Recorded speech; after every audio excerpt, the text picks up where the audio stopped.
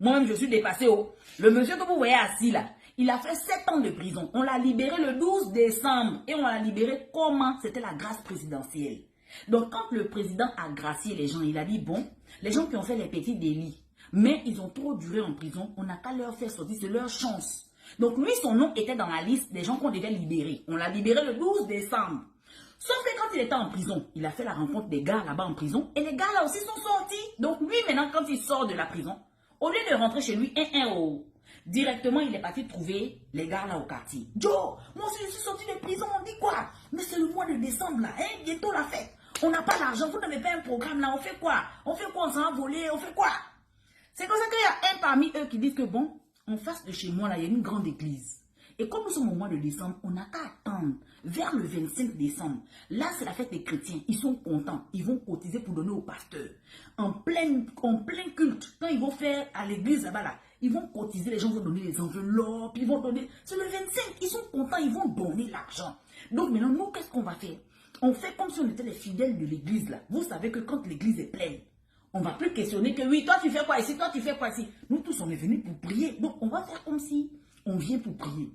Quand ils vont faire passer la corbeille, là où les gens vont venir donner l'argent, les gens vont faire que donner l'argent.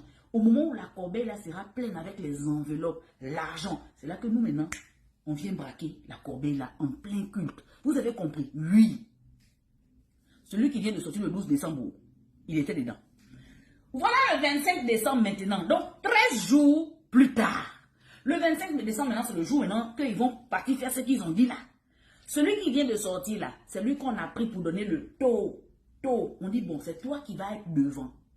Quand ils vont venir remplir la grosse cuvette, la corbeille là, de l'argent, les enveloppes, tout ça là, c'est toi qui vas te mettre devant pour dire, personne ne bouge.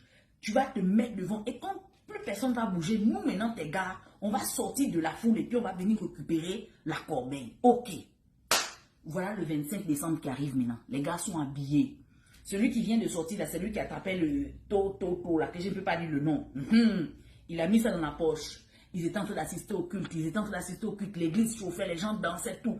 Place maintenant la partie que on va venir mettre maintenant l'argent dans l'enveloppe pour donner au pasteur, voilà et tout. Et les gens commencent à danser, les grosses enveloppes. Les gens mettent les enveloppes remplies d'argent dans la cuvette.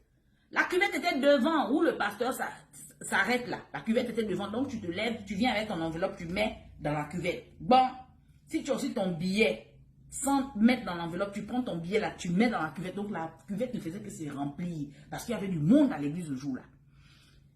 On dit, bon, ok, on va bénir la cuvette maintenant, parce que tout le monde qui a donné, on va bénir pour dire merci à Dieu. Au moment des bénédictions, voilà celui qui vient de sortir là, c'est lui qui va jouer le premier rôle. Il s'élève avec le taux. Personne ne bouge.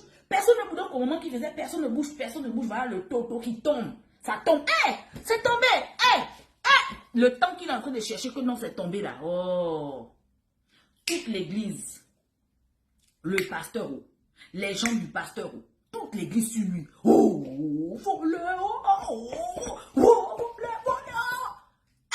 Ils l'ont neutralisé. Ces gars qui étaient dans la foule maintenant, ils sont censés sortir pour dire que non, on est ensemble. Jamais.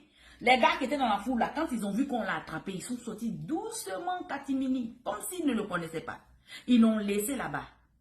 Ils l'ont attrapé. Le jour là, le culte a été interrompu. Les gens de l'église, là, eux, tous au commissariat avec le gars.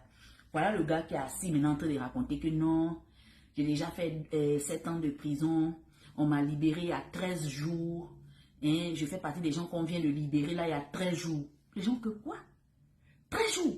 Et puis tu reviens déjà encore ici. Et en plus, cette fois-ci même tu avais, sur toi, tu portais un taux.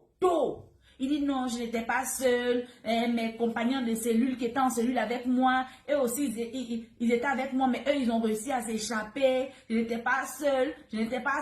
Ils l'ont attrapé là-bas encore. Je ne sais pas que cette fois-ci là, combien d'années il va boire. En 13 jours seulement, ça dit que le gars n'a même pas eu le temps de partir saluer sa famille, ni d'aller au village, ou bien pour rien. Ça dit que c'était un aller-retour vite. Il y a certaines personnes, même, deuxième chance là même là, non.